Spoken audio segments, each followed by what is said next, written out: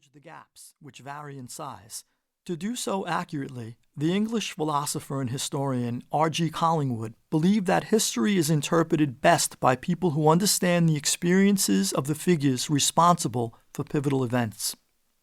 Publishing houses regularly pay homage to Collingwood when they seek out experts to write histories relevant to their expertise. A publisher would not contract me to write a history involving people I know nothing about. Why then do publishers repeatedly commission writers who have never stolen so much as a candy bar, or who have never felt the cold steel of a stiletto, a handgun, or a handcuff, to write histories of the Mafia? Because they have never encountered an actual historian who has lived in the Mafia's world, spoken their tongue, committed their crimes, drawn their blood, fled justice with them, and served prison time alongside them. I am them, and I am also a historian. Even the seemingly endless shelves of Mafia memoirs are written by mob snitches who recite a very biased account of their crimes into the ears of co-authors and ghostwriters who, in turn, add an additional degree of distance from the mobster's mind and the printed page.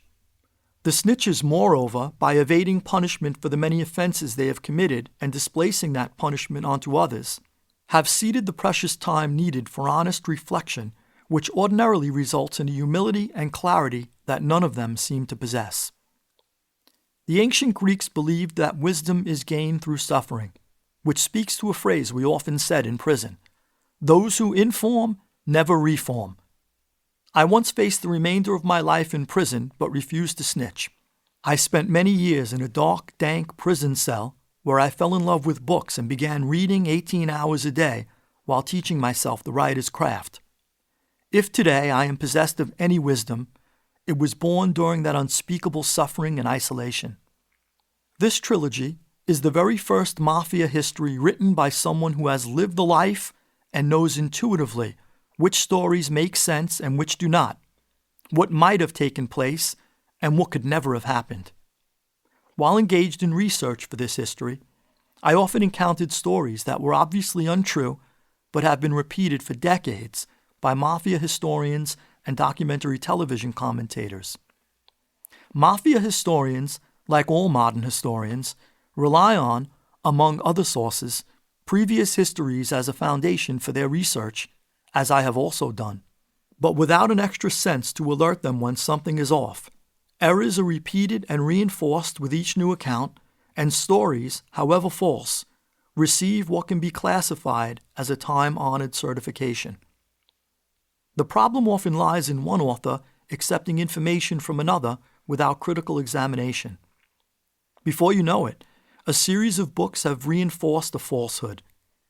You may wonder, could a dozen historians all be wrong? They can, indeed, if 11 successive authors copied false information from the first. And this, at times, I found to be the case.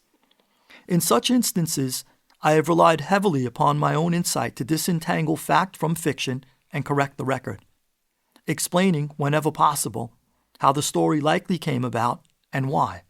By debunking some myths and setting the record straight, I hope this history becomes as much a resource for future historians as it is a source of entertainment for the casual reader. To be sure, I sometimes concurred with a standing interpretation of events, in which cases I could only tell the stories from a more insightful perspective. In either event, I am immensely indebted to the many journalists and historians I have read and quoted. Aside from the discrepancies noted above, I encountered another issue with regard to source material.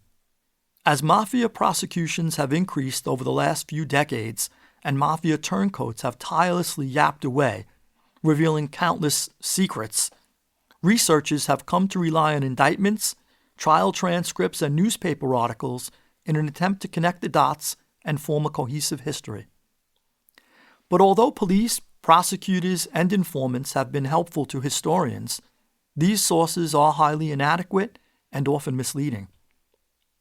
We typically assume that defendants in criminal proceedings are wont to lie, since we do not expect people who are charged with crimes to be truthful. But a problem we seldom wish to confront as a society is that prosecutors also lie in order to secure convictions, and informants tell tactical lies to save their own skin